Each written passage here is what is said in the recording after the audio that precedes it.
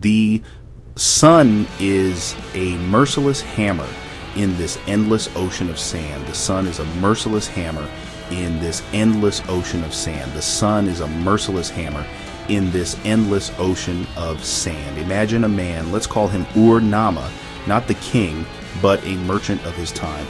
Imagine a man, let's call him Ur-Nama. He guides his donkeys. His skin is cracked leather, his eyes narrowed against the blinding glare, their backs laden with precious Mesopotamian wool and barley, their hooves sinking into the shifting dunes.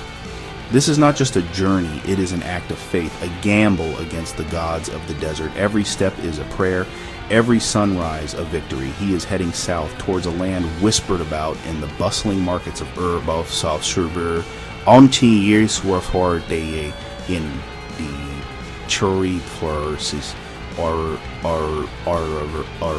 Black Mountains, and even Blacker Stone, a place called Megan. Ur-Nama's world is one of baked mud brick cities and sprawling ziggurats that claw at the sky. He comes from the Fertile Crescent, where the Tigris and Euphrates rivers breathe life into the land. But his civilization, for all its genius, is hungry. It craves metal. It desires the raw materials to forge its tools, its weapons, and its idols.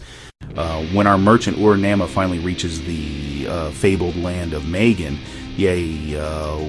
what archaeologists now identify with parts of modern Oman and the UAE, he would have been struck by the sheer contrast. Gone are the flat alluvial plains of his homeland. Here, jagged, dark mountains tear at the skyline, their peaks like the broken teeth of a sleeping giant. This is the Al-Hajar mountain range, and within these mountains lies the prize, copper. The Sumerians called it the Mountain of Copper. The landscape was rich with greenish veins of ore. The people of Megan were masters of this resource. Long before Mesopotamian merchants arrived, local communities mined and smelted. Bat al-Khutm al-Ain, now a UNESCO World Heritage Site, reveal a society built on this industry. They dug pits and tunnels deep into the rock, enduring incredible hardship to extract the ore. Then in furnaces they smelted ore with fire and skill, transforming the raw stone into ingots of almost pure copper. This was not primitive work, it was organized, almost industrial scale for its time, dating to the 3rd millennium BCE.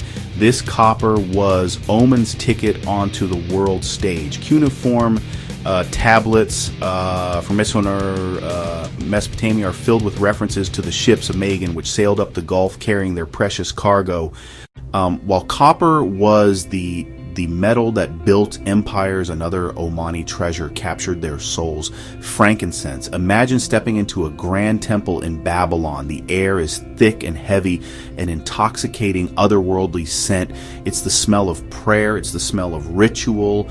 It's a direct line to the divine. This sacred aroma comes from a humble gnarled tree.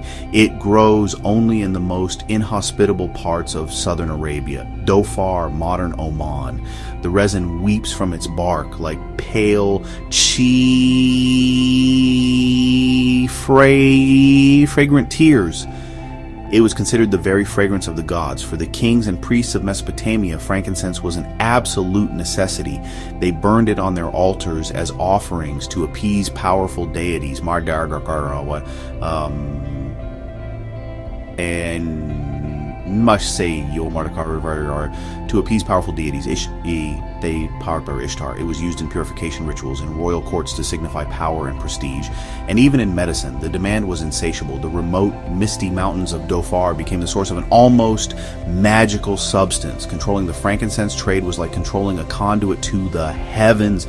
The wealth it generated for southern Oman was immense. It created a trading society equal to the northern copper miners. The journey of this sacred resin was as epic as that of copper. It traveled overland on camel caravans, creating the legendary Incense Road. These caravans were not just transporting a commodity, they were mobile communities carrying stories, carrying traditions, carrying news to the north. Betsy How do we know these two worlds were so intimately connected? The answer often lies buried in the earth. It speaks through humble everyday objects. Archaeologists digging in Oman have unearthed pottery unmistakably Mesopotamian in style. Imagine an Omani potter crafting simple local wares, seeing a finely made Mesopotamian pot for the first time. The shape, the decoration, the sheer quality of the craftsmanship. Local artisans began to imitate these foreign styles, creating hybrid ceramics, large black on red painted jars. When one of the most exciting discoveries, originating in the Jemdet Nasr period, found at sites along the Omani coast. Example, Ras al Jins. These weren't just decorative items, they were the shipping containers of the ancient world used to transport goods, oils used to transport goods, grains. Finding them here is like finding a Roman amphora in Britain. Tangible evidence of long distance trade, a physical link between cultures.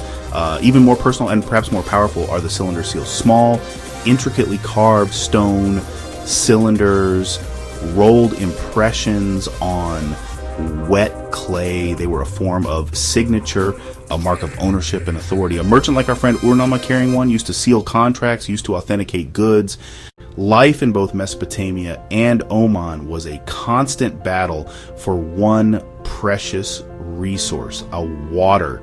In Mesopotamia, the challenge was controlling the violent, unpredictable floods of the Tigris and Euphrates. Their solution was ingenious, a complex system of canals, levees, reservoirs. These diverted river water to irrigate vast fields of barley, wheat.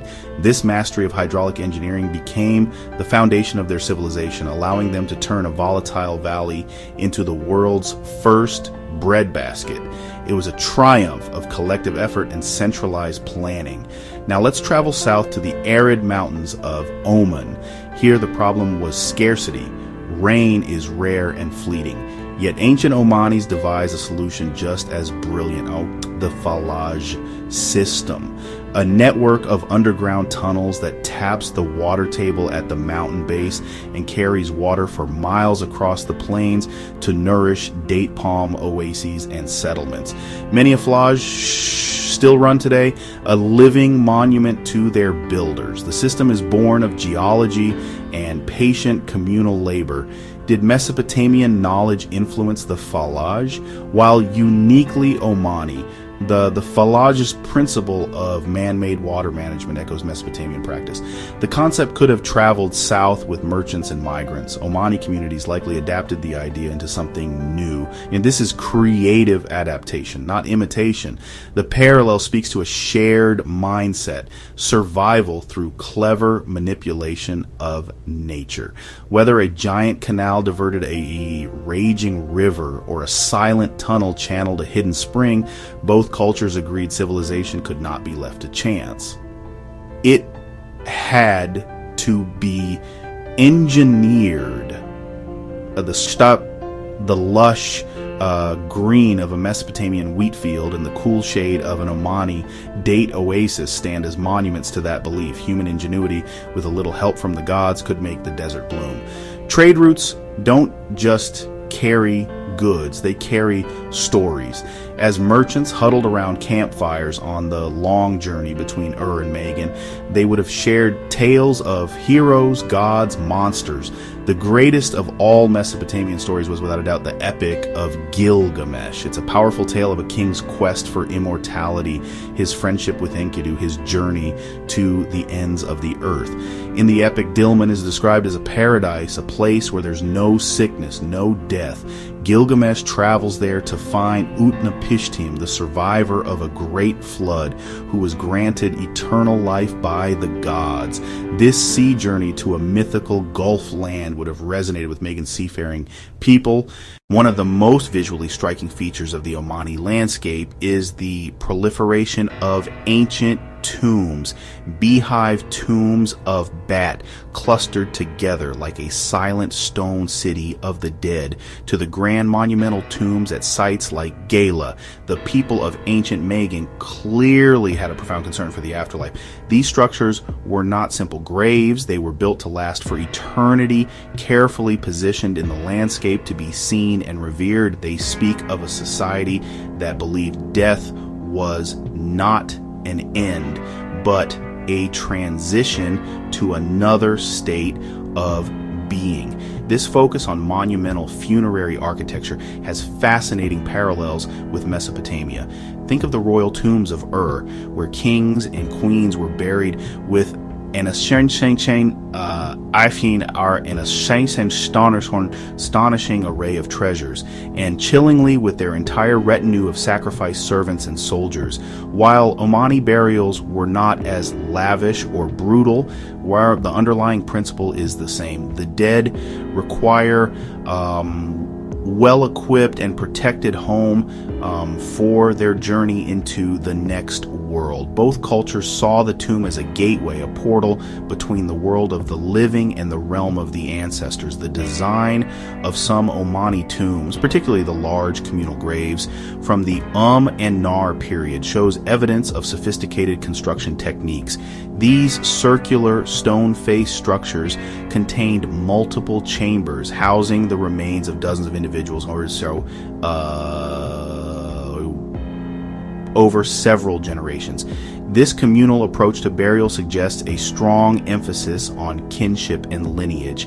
This contrasts with the more individualistic royal burials of Mesopotamia, but shares the core idea of the tomb as an ancestral house. Could these architectural ideas have been influenced by Mesopotamia? It's possible. The concept of building grand permanent structures for the dead was a hallmark of the great river valley civilizations. As Mesopotamian merchants and perhaps even craftsmen they visited or settled in Magan, they would have brought their ideas about life, death, and the cosmos with them. The people of Magan adapted these ideas, blending them with their own traditions to create a unique funerary culture, leaving behind thousands of stone monuments that still guard the Omani landscape today. Let's step back and paint a picture of daily life in these two interconnected worlds around 2500 BCE. In the Mesopotamian city of Ur, our merchant Ur-Nama would live in a bustling, crowded metropolis. His house would be made of mud brick, tightly packed against his neighbors along narrow, winding streets. He would be part of a highly stratified society with a powerful king and a complex priesthood. His life would be governed by written laws, his business dealings recorded on clay tablets, and his spiritual world dominated by the towering ziggurat at the city's heart. He was a small cog in a vast, complex urban machine. Now let's visit a contemporary in Magan, perhaps a copper miner or a coastal trader. His home would be a stone-built dwelling, part of a smaller settlement, nestled near a mountain wadi or a coastal bay.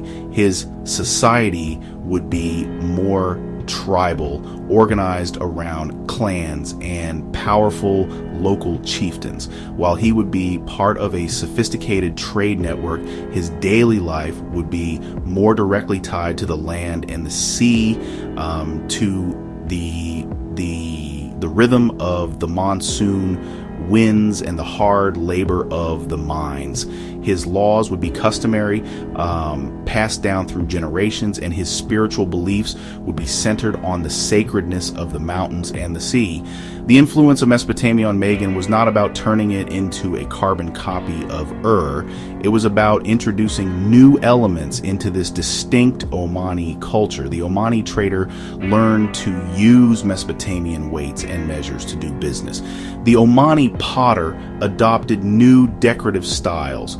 The Omani chieftain may have seen the power and symbolism of a Mesopotamian cylinder seal and commissioned one of his own, adapting the imagery to reflect his own local authority.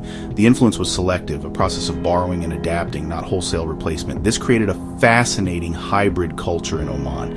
It was a place that was both deeply local, rooted in its unique landscape and traditions, and simultaneously cosmopolitan, connected to the wider world through trade and ideas. An Omani of this period could sail a ship built with local wood, guided by local knowledge of the stars, to sell El copper mined from local mountains, and then use a Mesopotamian style seal to finalize the deal. It is this blend of the local and the foreign, the traditional and the new, that made ancient Omani civilization so resilient and distinctive.